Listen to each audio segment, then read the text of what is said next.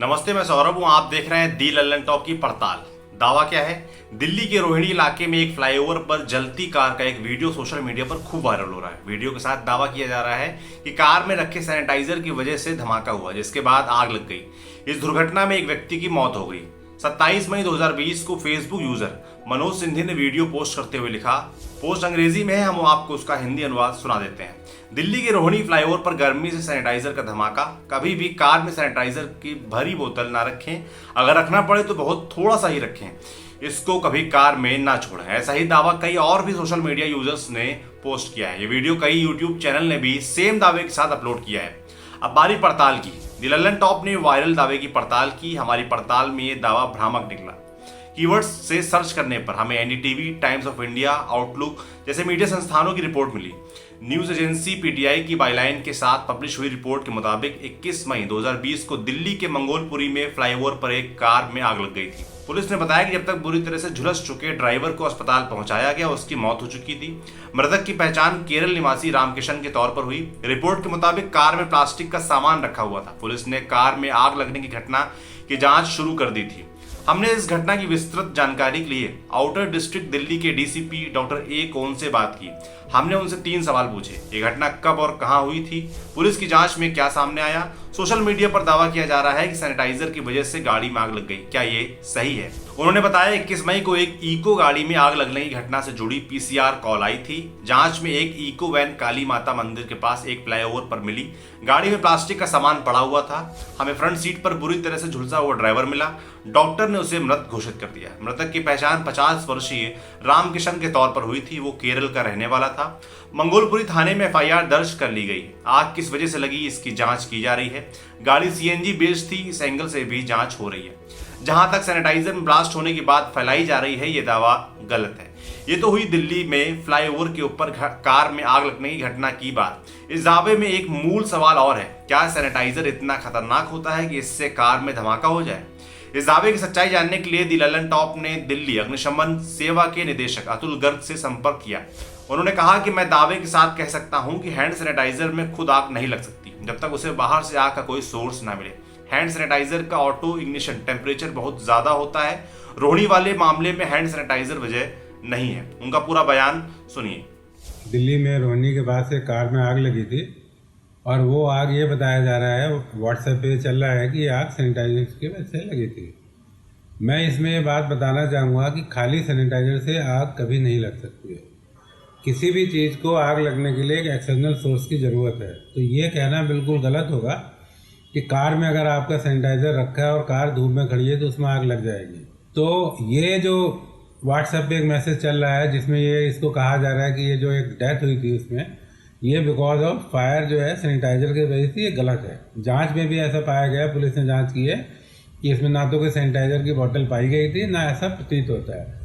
और तथ्यों के हिसाब से भी मैं दावे के संग कह सकता हूँ कि सैनिटाइजर अपने आप में कभी भी नहीं जल सकता है।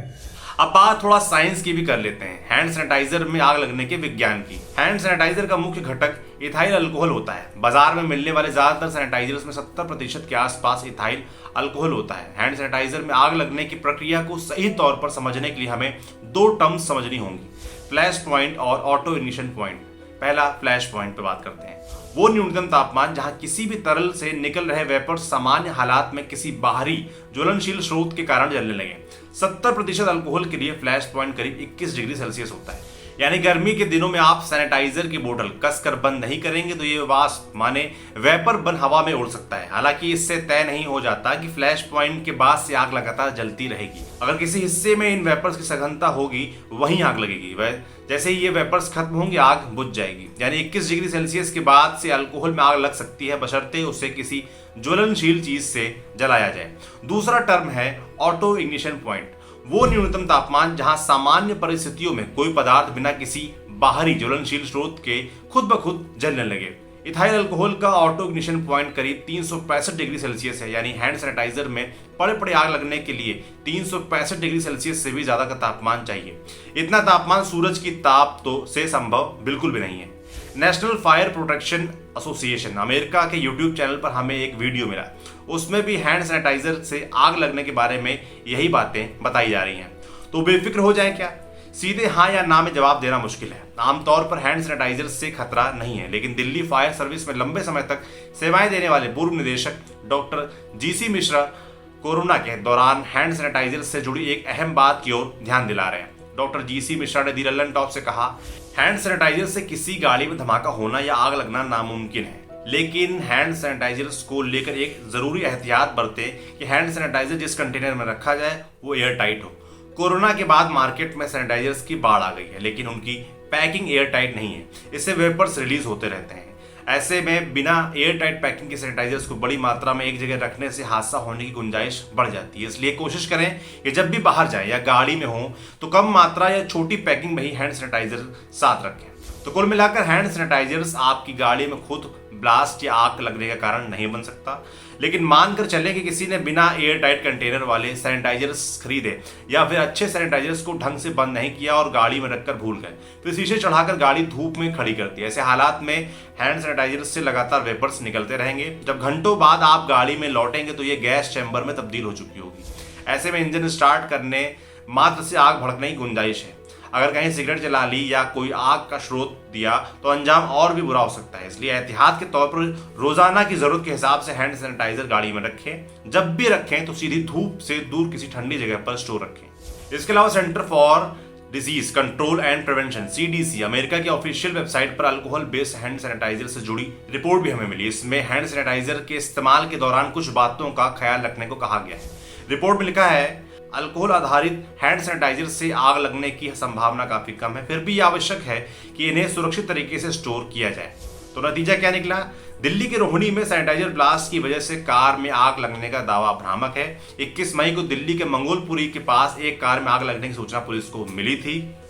इस मामले में दिल्ली पुलिस ने हैंड सैनिटाइजर से गाड़ी में आग लगने के दावों को गलत बताया है।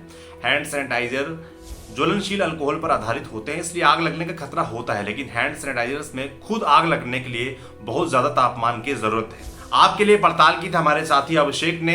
अगर आपको भी किसी खबर पर शंका है, अगर आपको लगता है कोई खबर फेक न्यूज चल रही है सोशल मीडिया पे या किसी प्लेटफॉर्म पर, तो आप हमें लिख कर भेज सकते हैं पड़ताल@gmail.com पर। हम उस दावे की पड़ताल करेंगे और पूरी हकीकत आपको बताएंगे। शुक्रिया।